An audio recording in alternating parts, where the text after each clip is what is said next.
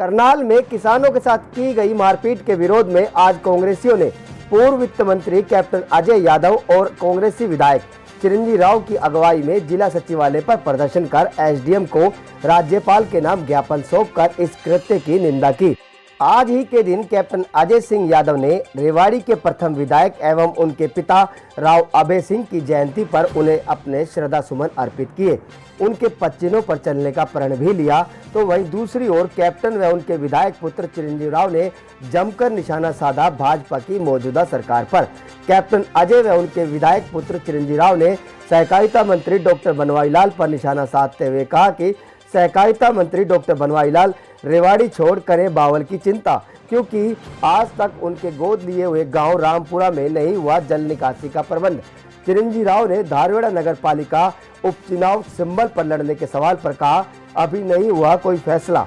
किसानों पर लाठीचार्ज एसडीएम के आदेश पर नहीं बल्कि सीएम व डिप्टी सीएम के आदेशों पर हुआ। उन्होंने कहा कि चाहे भूमि अधिग्रहण की बात हो या फिर किसानों के कृषि कानूनों की, सरकार गिनती के 4-5 पूंजीपतियों को ही सब कुछ सौंपकर हर चीज का निजीकरण करना चाहती है, जो कि संभव नहीं होगा उनके लिए ऐसा करना।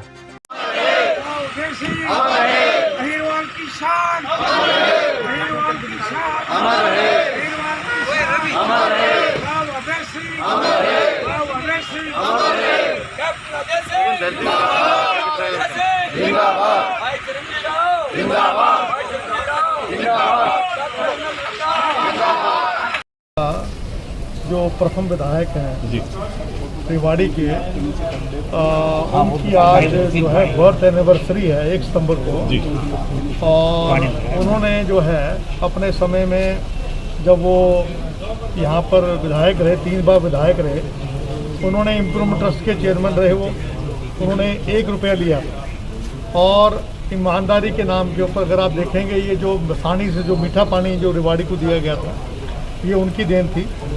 ये नारनौल रोड और ये आपका महेंद्रगढ़ रोड, इसको निकालने की बात थी। और इसके अलावा उन्होंने रेवाड़ी के अंदर जो है अपने समय में ये जो फिरोज गांधी मार्केट है, एक ही आपकी अनाज मंडी है, इसका भी निर्माण उन्होंने अपने समय में करवाया था। तो आज उनकी जो है आज उनकी जो है बर्थ एनिवर्सरी है, तो उसके तौर पर भी हम लोग सब विधायक जी और रंगा साहब और मैं, तो हमारे जितने हमारे साथी हैं जो माल्यार्पण कर यहाँ पर आए हैं, तो हम उनको भी मैं अपने श्रद्धा सुमन अर्पित करता हूँ। और हम उनके बताए हुए मार्ग के ऊपर ईमानदारी से काम करेंगे, जिस प्रकार से उन्होंने ईमानदारी से काम किया था, तो आज उनको मैं अपने श्रद्धा सुमन अर्पित है। क्या पूरा प्रोटेस्ट? देखो जी, आप जानते हैं कि करनाल के अंदर वहाँ के जो एसडीएम ने जो बर्बरता से और जिस तरीके से पुलिस वालों को इकट्ठा कर और उनको यही आदेश दिए कि सिर पर आपने लठ मारना है, इससे ज़्यादा जुल्मी बात नहीं हो सकती है।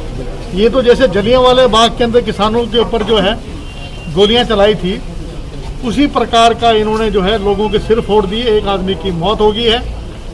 कल हमारा एक डेलीगेशन ह्यूमन राइट कमीशन के जो अपने मेंबर हैं mister MM Kumar, justice MM Kumar, उनसे भी हम जो जाके लोग मिले थे।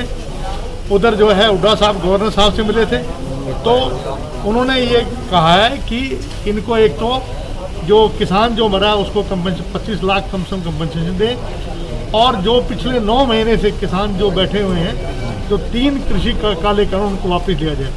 दूसरा मामला है भूमि अधिग्रहण का। भूमि अधिग्रहण में ये कहा गया था कि 70% से ज़्यादा जब तक किसान हाँ नहीं बनेंगे उनकी ज़मीन एक्वायर नहीं होगी, जो कि राहुल गांधी, सोनिया जी और डॉक्टर मनमोहन सिंह जी के अथक प्रयास से उसको पार्लियामेंट में पास कर दिया था।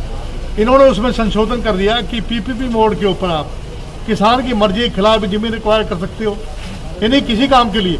इसका मतलब ये है कि पूंजीपतियों के हाथ में ये सब कुछ लाना चाहते हैं। तो हमने तीसरा मुद्दा है हमारा जो पहचान पत्र है, ये जो बना रहे हैं उसमें आईडी नंबर ले रहे हैं, पैन कार्ड नंबर ले रहे हैं, आधार कार्ड ले रहे हैं और बैंक के खातों का सारा वो चीज़ ले रहे हैं। तो एक तरीके से जो राजनीतिक आदमी हैं उनकी जासूसी करने का एक ही षड्यंत्र है।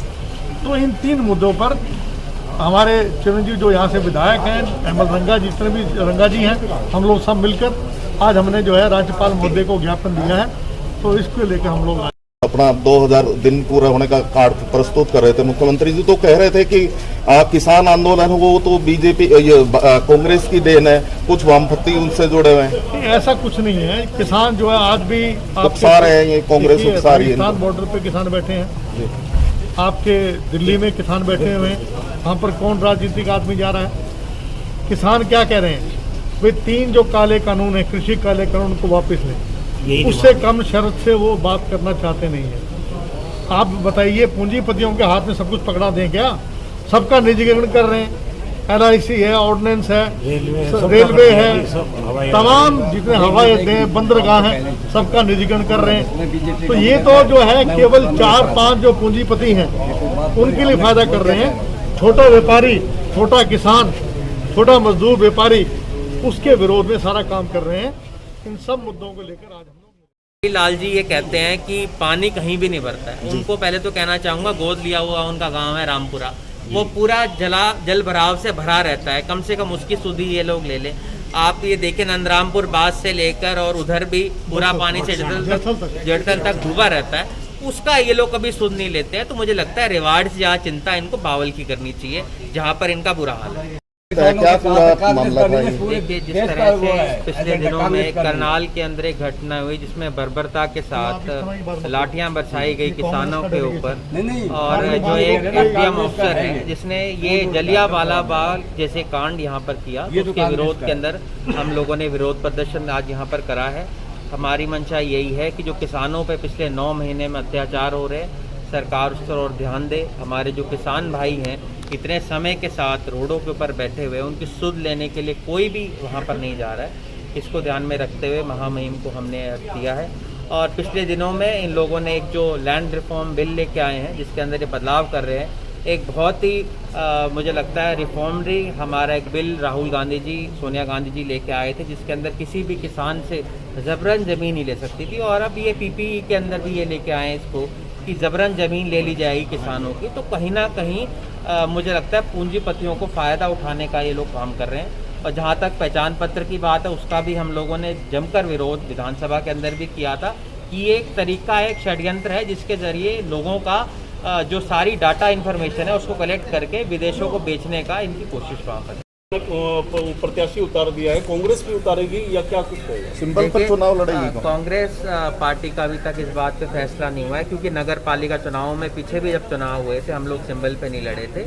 और एक विधायक होने के नाते हम देखेंगे कि अगर हमारे 2-3 लोग खड़े हुए तो हम किसी की उससे मदद नहीं करेंगे। और आप जानते हैं कि कल तक इसके अंदर नामांकन होने, जब सारी चीज़ें सामने आ जाएंगी उसके बाद इसका जवाब दे पाएंगे।